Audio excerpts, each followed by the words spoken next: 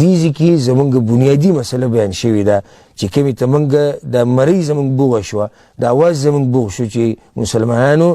دې طرف ته خیال کوي دې طرف ته خیال کوي هغه دیزی کې بیان شوې ده الله وایي فليحذر الذين يخالفون عن امره ان تصيبهم فتنه او يصيبهم عذاب اليم وادي وري هغه خلک چې دا غوی لار جدا ده او د پیغمبر لار جدا ده د پیغمبر طریقې پرې خودي ده خپل طریقې راويستي دي خپل بدعات او خرافات په دین کې را شټاټ کړی دي الله وی دوی دی ویریږي د سنه د سینې چې په دوی باندې فتنه راشي او یو ته دردناک عذاب راشي دین دی ویریږي علماء کرام دلته دا خبره ذکر کوي مفسرین وی د فتنه څه ده فتنه نو بازو دا خبره ذکر کړي ډیره د یری خبره ده وی کم سړی چې د پیغمبر د طریقې خلاف ورزي کوي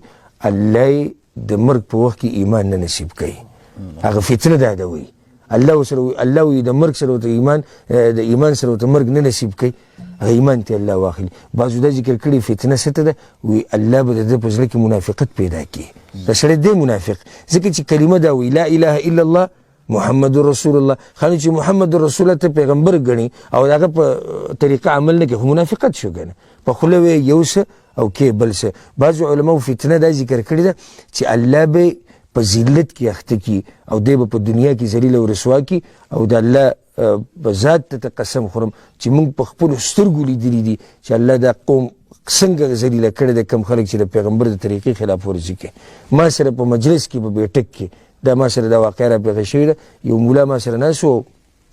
په دې مسله پورې وخاندل چې دا په دې منځ کې د خپې سره لګي ما ته دا تاسو څنګه ما دا مونږ نه پیغمبر ویلي نو بیا هغه ما ته دا وایي چې دا کېږي نه ممکنه نه ده چې خپل د خپې سره ولګي دا نه ده ممکنه ما څنګه نه ده ممکنه یو ملګری مې راپاسو او ومې د روزان سره د خپې سره وجنګوله ما دا وګوره کېږي که نه کېږي نو هغه دې سره پاسې داسې کتوي نو چې نری غونته کې سورې پکې پیدا کړي وګورئ داسې کې د خپه نه ده لګېدلې او به یې داسې په ډک ډک یې وخندل ما ته وایي دا ما وایي تاسو مو وایي دا څه خبره شوه بیا ما ورته ویم ګوره پیغمبر صلی الله علیه وسلم وایي چې په دې سوړه کې شیطان ننوځي کوم چې د خپو په دې منځ کې راشي وایي دا شیطان د دوه خپو منځ کې ولې نوځي ستا لاندې ولې نوځي دا یې یو ټوغ غونته کې وکړه میاشت پکې نه و تېر میاشت چې دې سړي په ګاډي کې روان و مخې ته د غټ ګاډی روان و پای کې شاته اوسپنې پرتې وي د دغه ګاډي نه دا اوسپنه راغلې د په دې ګاډي په دې شیشه باندې دا نیم مخې وروالی دی بیا په هسپتال کې پروت و زه به چې په خپله تللی ما په خپلو سترګو لیدلی